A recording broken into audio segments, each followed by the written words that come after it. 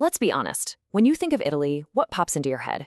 Probably ancient ruins, incredible art, amazing food, maybe some high fashion, right? It's a country that really lives in our imagination. But today, we're going to peel back that postcard image to uncover a nation of fascinating and pretty surprising contradictions. Okay, let's get into it. Right, and this really gets to the heart of it. In Italy, beauty isn't just nice scenery, it's a real, powerful, productive force. It's woven into literally everything, from design and tourism to the food on your plate. It creates what people call the economy of beauty, and it's the bedrock of the country's identity and a huge driver of its economy. But is that the whole story? That beautiful facade? Well, it doesn't really tell you everything. Behind the scenes, there's a much more complex reality unfolding. It's a country in constant motion, one that's dealing with deep internal divides and these incredible bursts of innovation all at the same time. So what's actually going on? And you see this complexity, this paradox, most clearly when you look at the economy, because it's not one single story, right? It's really a tale of two very different economies happening simultaneously in different parts of the country. Okay, so on one hand, you've got these incredible world-class success stories. I mean, just get a load of this number. Italian pharmaceutical exports to the US rocketed up by over 60% in a single quarter. This is not a small thing. It shows that Italy is an absolute powerhouse in a super competitive, high-tech global market. But, and this is a big but, here's the paradox in action. That amazing national success, it isn't being felt everywhere. This chart lays it out pretty clearly. While central Italy is just booming, the northeast is slipping a bit, and the south and the islands, they're seeing a really sharp drop. It's like 3 different countries on one chart. So what's causing that split? Well, in the north and center, you're talking about advanced industries like pharma and fashion that have these strong global connections. The south, on the other hand, often relies on more traditional manufacturing, which makes it more vulnerable to economic shocks and infrastructure challenges. 2 totally different worlds, all within one country. And yet, even with these big divides, you find pockets of absolute excellence everywhere. And this isn't just about exports. Italy's healthcare system has hospitals that are consistently ranked among the best on the entire planet, across a huge range of specialties. From Rome to Milan to Bologna, these places are centers of world-class, cutting-edge care. You know, this push and pull between global excellence and local struggles isn't just about money. It's playing out in the culture, too. We're watching tradition get completely reimagined right before our eyes. Okay, take rice, a classic Italian staple. You'd think a traditional ingredient like that might be fading away, right? Nope, it is having a major comeback. More than half of all Italians eat it at least once a week, and overall consumption is climbing. People are rediscovering it, thanks to a new interest in health and just how versatile it is. But here's the really interesting part. It's not just about the classic risotto. The younger generations are the ones driving this trend, and they're using rice in totally new ways. In Japanese food, Chinese food, all kinds of ethnic dishes, and in modern casual meals. So you've got this very traditional ingredient getting a whole new life through a global lens. And this idea of reinvention, it's happening to whole institutions. I mean, look at the Italian library. Forget what you think you know about libraries, dusty, silent rooms.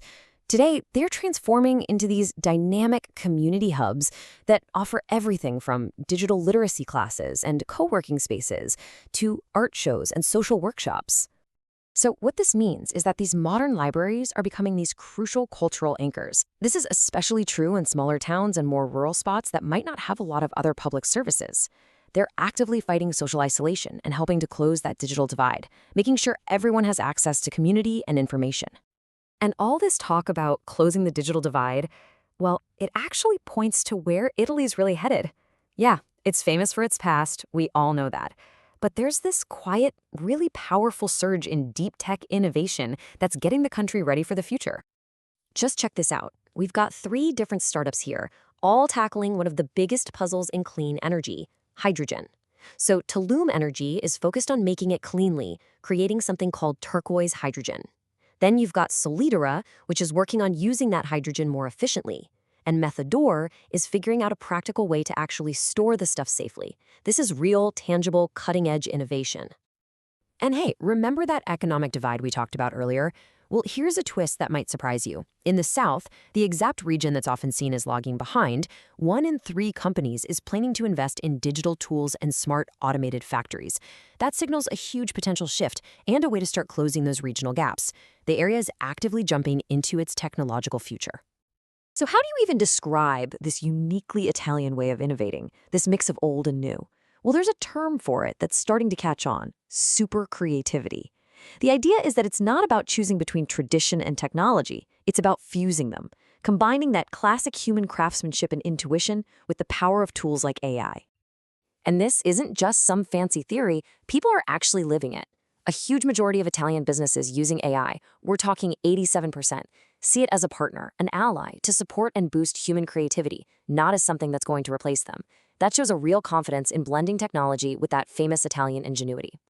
All right, so let's bring this all the way down to the individual level. All these big national contrasts, they really come together in the daily lives of everyday Italians. People are performing this constant balancing act between being careful with their money and wanting meaningful change. And this is the paradox in a single snapshot. On the one hand, people are cautious. Almost half of them are focused on saving, and spending at restaurants has dipped. But on the other hand, they're not just cutting back across the board. They're actually buying more groceries, especially fresh produce, and they're experimenting more in the kitchen. They're spending less, but they're spending better and with more intention. And through all this change, all this tension, one thing holds steady: the incredible power of that core identity. The economy of beauty still makes up almost a third of the country's entire GDP. It's the deep root system that all this new growth is sprouting from. This quote from Ernesto Furstenberg Facio just nails it. For Italy, he says, the biggest challenge isn't just about getting new tech, it's cultural. It's about figuring out how to weave that new technology into a rich, creative legacy that's been built over centuries. And that's really the story of modern Italy right there. It's this constant, dynamic, and honestly productive tension between its deep, deep roots and its drive to innovate. It's a country defined by its ability to hold these opposites in a delicate balance. So that leaves us with a big question, right? For a nation built on such a powerful legacy, can this balancing act between its profound past and its innovative future actually last forever? Or, in the end, will one of these powerful forces have to give way to the other?